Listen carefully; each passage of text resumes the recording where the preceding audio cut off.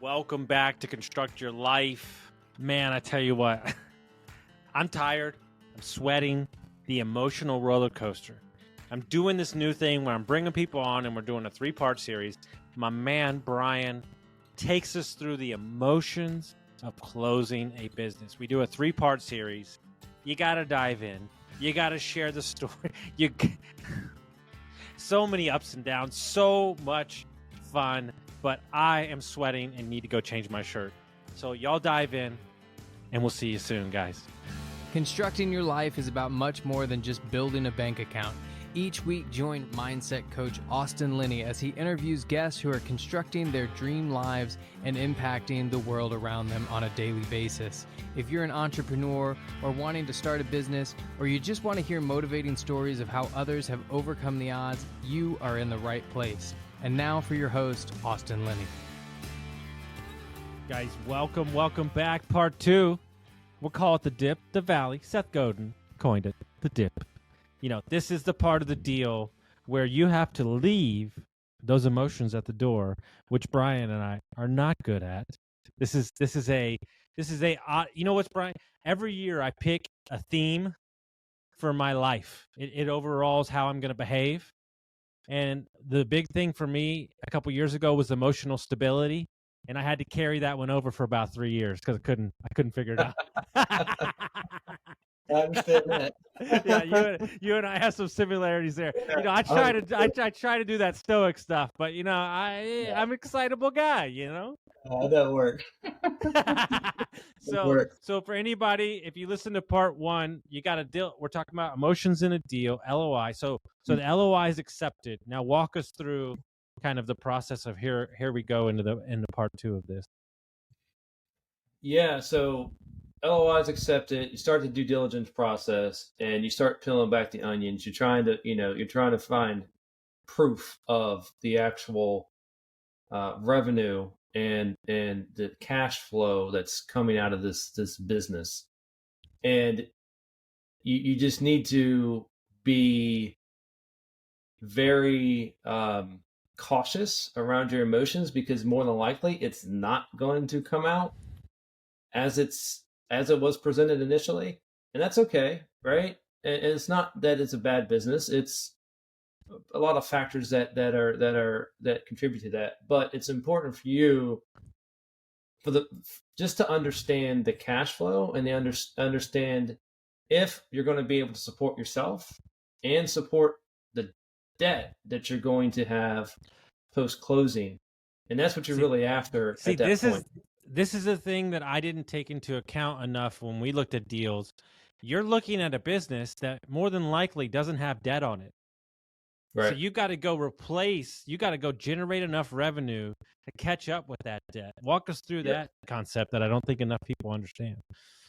Yeah. So typically in this deal case particularly, there was no debt. I think the only thing that he had was he had just purchased 2 vans 2 years ago, 2 new vans. So you're talking $1,500 a month in debt, but there was no outstanding debt. There was no loans. There was no, especially a substantial SBA loan. So you need to be able to understand that, it may be producing $750,000 in seller discretionary earnings, but a lot of that's going to be wiped out, at least for you, by servicing that SBA debt or that loan debt in order to cover that expense. So that $750 may only be, $300, $400,000 to you net at the end.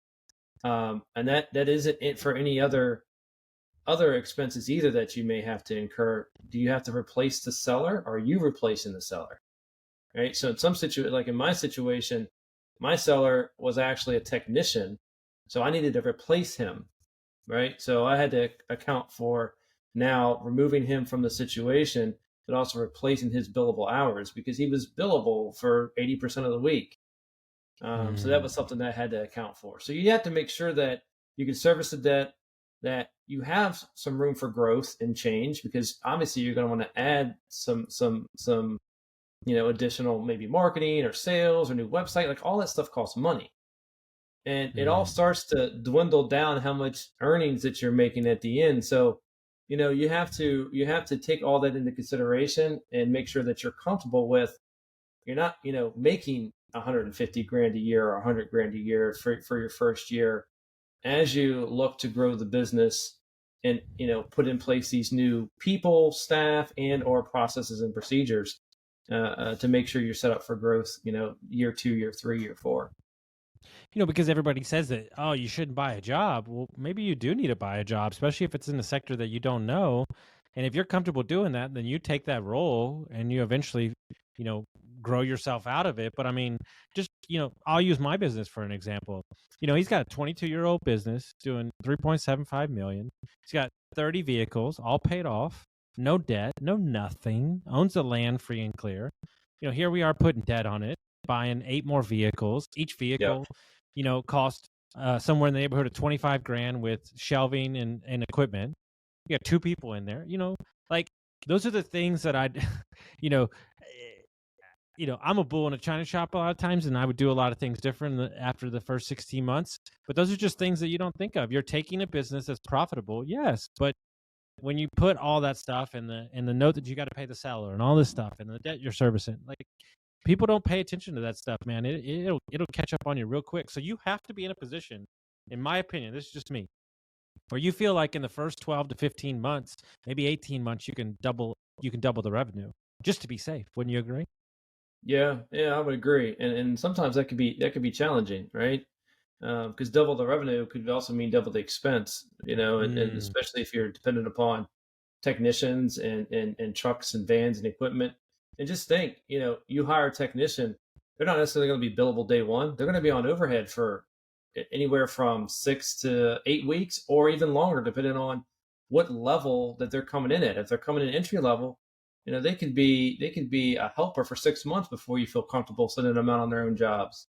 So there's there's a lot to think about, and you can't just diagnose it from numbers on an Excel spreadsheet. So you got to get into due diligence. You got to understand what your free cash flow is. Like, what kind of cash is this business producing month over month? And is it enough for me to support the debt, support myself, and support the growth that I have projected? That's the other thing you got to do. You got to put together projections, and you got to put together a business plan. You have to outline all this stuff. So you need to be thinking about all this as you're going through due diligence, right? And making sure that all that stuff aligns with what the business is currently doing today.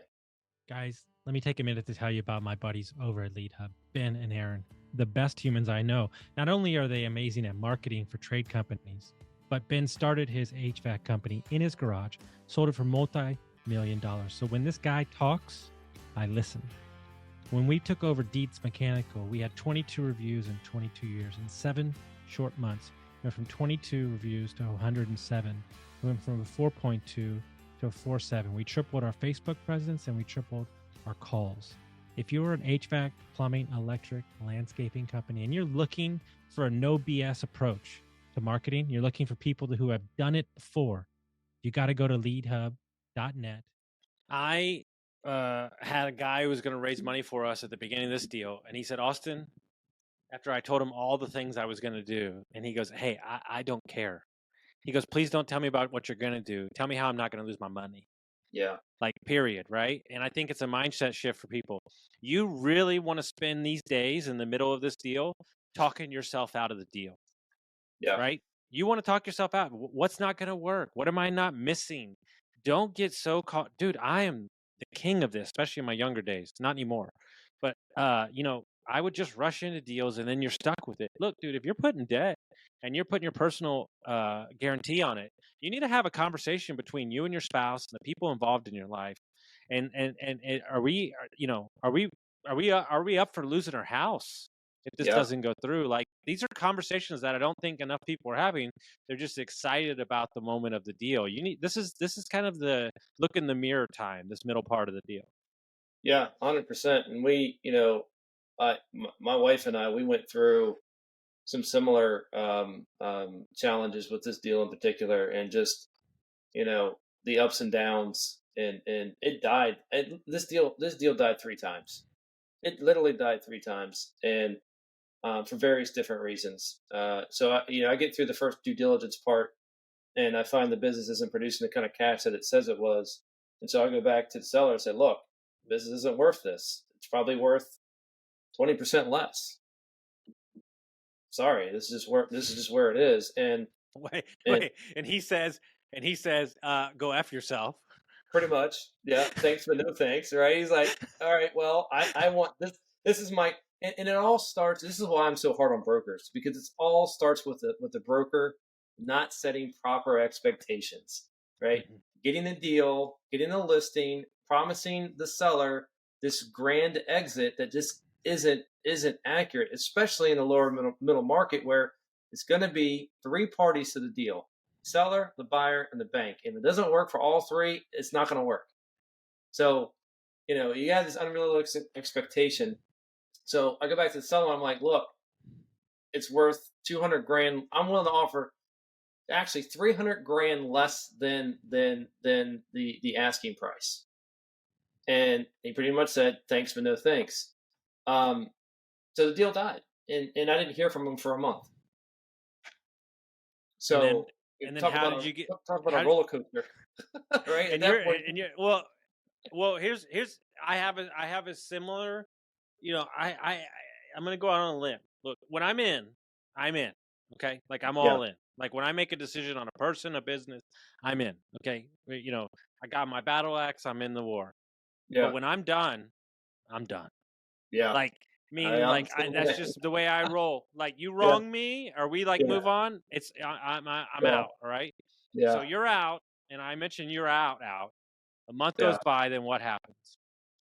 So a month goes by. The broker reaches out to me and is like, "Hey, look, part of the bank's process will need to do a valuation of the business, right? They'll do their own third-party valuation. Why don't we agree to get that done through your bank? The seller's willing to pay for half of it, right? Split the cost with you, and we'll see how the numbers shake up and how those numbers come back." I want to highlight something here because I've done this in real estate 4 different times. It's worked every time. Look, I'll pay you your price, but let's run a third-party appraisal that I'll split with you. Yeah. And let's stop playing the drama game and let's just see what the hell it's worth. Yeah. Yeah. And that's exactly what we did. And I said, sure, let's do it. And we split the costs. And those evaluations that are done by third parties, they're okay, right? They're not they're not spot on. You still need to spot check them. They're literally, especially for the larger firms, they're just literally processing these valuations, just almost like a factory, right? So they're not gospel, so to speak. It's more of a gauge. So, and I knew that going in. I said, you know what, fine, let's do it. So that process gets done. We agreed. It comes back at $175,000 less than what the asking price is. So I went back to the bank. I went back to the broker. I said, all right, I'm willing to accept that price because the bank thinks it's worth this much money. If the seller's willing to do that, then we can continue the conversation and we can move forward. So that's what we did. All right. So it continues again. So it continues again. And where did we end up there? So that's a whole nother conversation. So, but hold on, before we jump into that, because I got my own stories. Yeah, sure. You're talking about a bank appraiser, a bank, a broker, and a seller. So you got all these outside people in your life and a lawyer. Oh, yeah. How do you deal with your whole life revolving around waiting on getting responses from people that honestly don't really care? I hate it. That's the one thing about the whole deal process that I do not like is waiting on responses from other people. It is buried in my childhood and scorned in me that I don't like waiting on people. And it's nails on a chalkboard for me, especially after I respond and I give feedback pretty quickly and I don't hear anything for 2 or 3 days. And I don't feel like I should have to constantly nudge you to get a response, but sometimes that's what it takes. And especially with lawyers, they got 100 other clients that they're working through, right? And it's part of the business. And so, between them and even the appraisers and the due diligence folks, they all got other clients to support. So it's just, it's challenging, and at least it was challenging for me not to like get on the phone and say, "Hey, respond to me now. Like I need your attention." So it was especially when there's 8 different people involved too, right? It's not just one person; it's a whole team of individuals that you're trying to rally and keep marching in the same direction. So it's tough. I would say the hardest thing to do is to know when to push and when to let go and press. I would say the nuance of that is not something that's talked about enough in business. I believe that everything relies on position point and leverage. So, meaning that you might look weak here to gain the leverage to be able to use it 3 months from now because you might be in a different situation. I know that's a really nuanced statement, but bro, we would go 2 to 3 months with no response from the seller's lawyer. Yeah, that's like not... 6 emails, 6 phone calls, 6 messages, nothing. Until I finally at the end had to go toe to toe with this guy in person. Yeah. Dude, I mean, you're just like, what the fuck is going on? Yeah. Like, yeah. and that's just, but here's the thing. This is very important. Note. If you're a searcher, I got other things going on. If you're a searcher and this is all you're doing, this can feel like Chinese torture. It is. Yeah, it 100% is, right? Because you need it. You quit your job. You're out here and you're going, dude, care as much as I care for supporting my family. And guess what, guys? Yeah. They don't. They don't. No, they don't. They just don't. And it's not them. It's not their responsibility or their purpose either, right? They don't. That's not what they're there for. They're there to support the transaction. So I get it, but it's just part of keeping your emotions in check and understanding what it's like on the other side. So I struggled with that, tremendously. And to make matters worse, I had the seller transition attorneys during the process. I had to transition attorneys during the process. So it was Dude. It was not fun. I mean, that right there alone. Guys, part 2, we're going to wrap out there. We went through the valley. I refuse to talk about attorneys, so we're going to move on. It's still too fresh for me right now. I need some distance. I got some PTSD, so we're going to take a minute. My attorneys are great, by the way. I love them. I didn't even care about the big bill because they're amazing, but stay tuned for part 3, guys.